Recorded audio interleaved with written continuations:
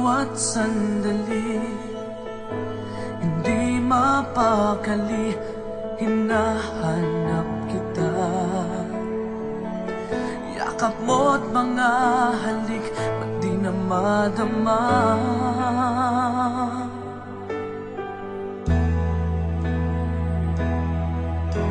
Bigla kang nawala, na para bang bula, di man lang nagpaalam. Di ka ba nag-alala, damdamin ko'y nasasaktan? Araw at gabi, wala ka lang sa aking tabi. Paano na ako?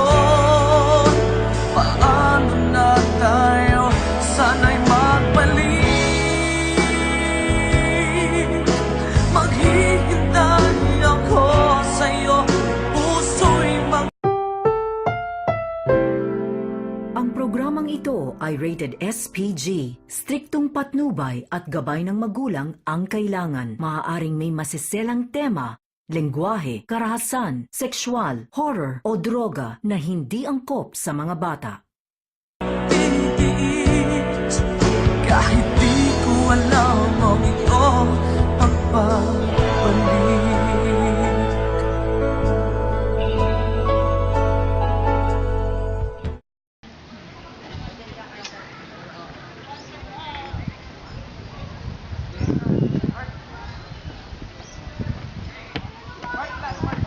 Hey guys! Looking for me? Hey! Oh, it's you, Hello! Arap. What's up? So, di ba, Bern, magtutour tayo ngayon sa Albay? Hindi lang siya ordinaryong tour. So, we will divide our groups into 5 categories for an hour TV month. That's right, Bern. We'll be dealing on new, old, famous, adventure, and behind the glamour of Albay.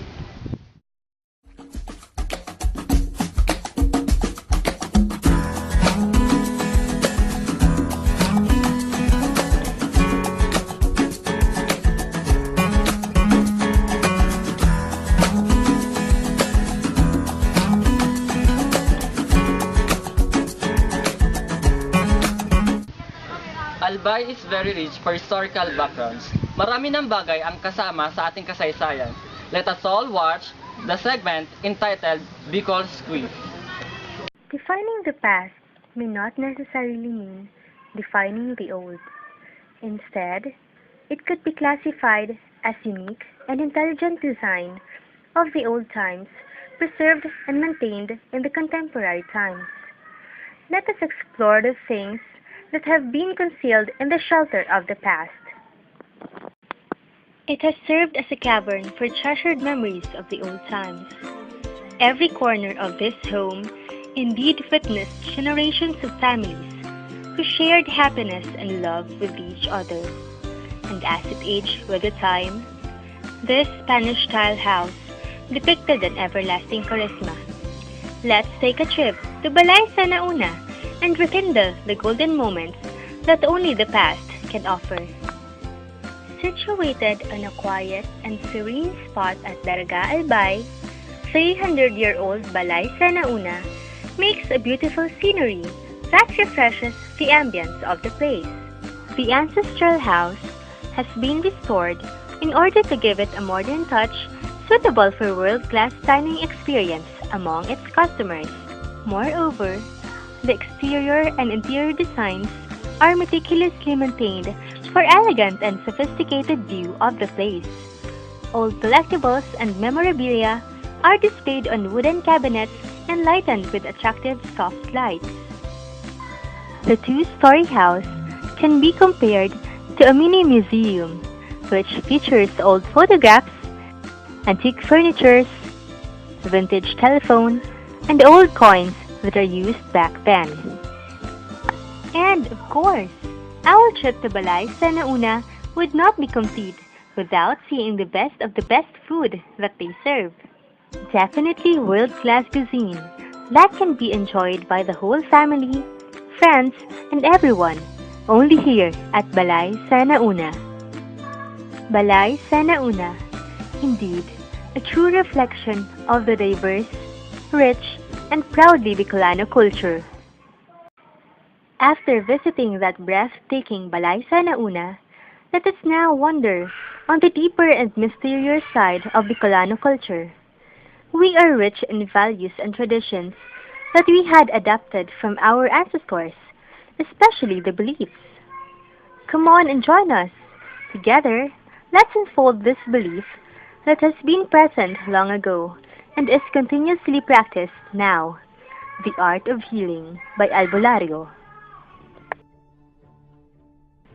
Bicolano's religiousness is deeply rooted to Christian faith, yet some people, especially the indigenous ones, express their faith to the other side of the coin, such as talismans and faith healing.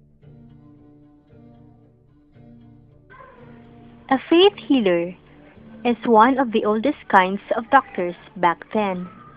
With the use of prayers and some kind of rituals, they definitely can cure some illnesses that cannot be cured by modern-day doctors. Aling Esther is one of the many faith healers that can be found here in Albay. She has been known by many people because of her ability to cure unexplainable illness. In one of our visits to her house, we have witnessed how she does her healing.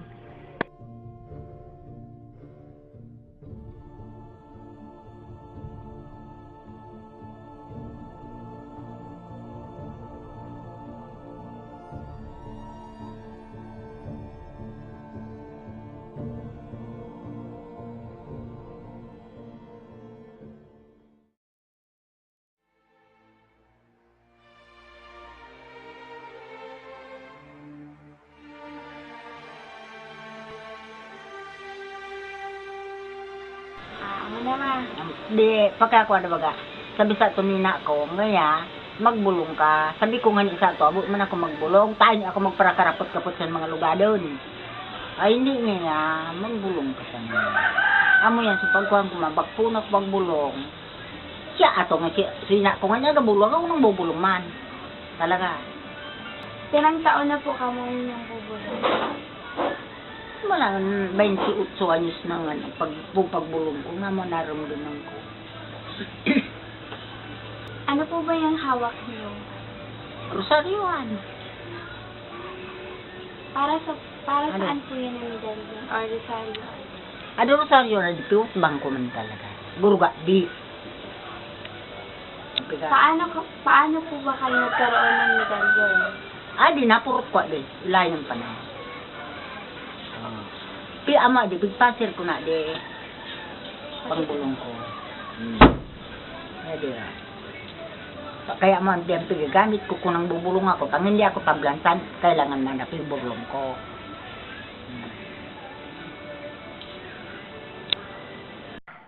The mystery of healing is still a vague concept. Its effectiveness still cannot be understood. Many perceived it as a form of witchcraft. But to those who were healed by these so-called albularios, they serve as their last resort when science meets its limits. It's time to refresh our senses. Just sit, relax, and enjoy, because we will explore the old and significant landmarks that only Bicol can offer. Legazpi is the capital city of Albay. It is the biggest city of Bicol when it comes to population. This area is located between Masbate and Catanduanes Island. There are a lot of places where you can relax, enjoy, and be amazed. Do you know these places? Come and join us. Let's explore and appreciate the real beauty of Legazpi City. Our first destination is the one and only Albay Park and Wildlife in Bicol. It is located along Binitayan Road. It is a picnic place and a zoological park combined. Albay Park and Wildlife was established in the year 1997, but the full development was on 1999. Its inauguration was twice postponed because former President Gloria Macapagal Arroyo failed to come on April 23, 2001 and May 1, 2002. The blessing of this place was done with Senator Joker Arroyo in attendance. This is a facility in which animals are confined, displayed to the public, and in which they may be bred. Although this place is old, it didn't fail to achieve its objective to conserve, recreate, and educate through animals. Have a satisfying get-together while roaming around the Albay Park and Wildlife. After visiting the animals indigenous to Albay, let's visit two historical places in Legazpi and let's find out their significance to Albay's culture. One of these historical places in Legazpi is the Liberty Bell, which can be found at Albay Peñaranda Park, in front of Albay Capitol. It is a bronze bell installed in 1945 by the American Liberation Forces after World War II. Another historical place is the General Simeon Ola statue, located at Bicol Heritage Park, inside a camp named in his honor, Camp Simeon Ola. Simeon Ola is the man who led the Bicolanos in fighting for their freedom. We're done with the historical places. Now, let's visit and appreciate the artistic side of Bicolanos. Let's explore the Legazpi City Museum. The city's archaeological and ethnographical materials are preserved and stored at the museum. Collections of old photographs, religious items, pottery, and other cultural objects can also be found here. It also exhibits historical artifacts and relics. Art collections of famous Bicolano artists are also displayed here. Legazpi has a very rich culture in which people can be very proud of. Let us appreciate and give importance to these things. Thank you for joining me in exploring and discovering the old places that you can find only in Legazpi City. We often define something as old as the long been forgotten, no longer used, no longer in good condition, because of its age, and because it has been replaced by something else.